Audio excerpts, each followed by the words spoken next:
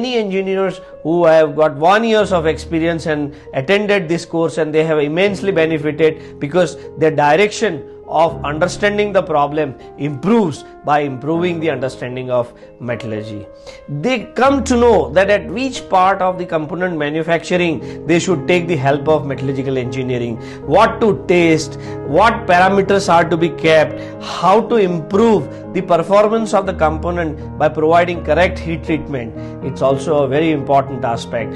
So my appeal to all engineers with 1 year to 25 years or 30 years of experience people, you please find out the basics of metallurgy, correlate your doubts, come and talk with experienced faculties to come and build a nation which is known by its quality. Thank you.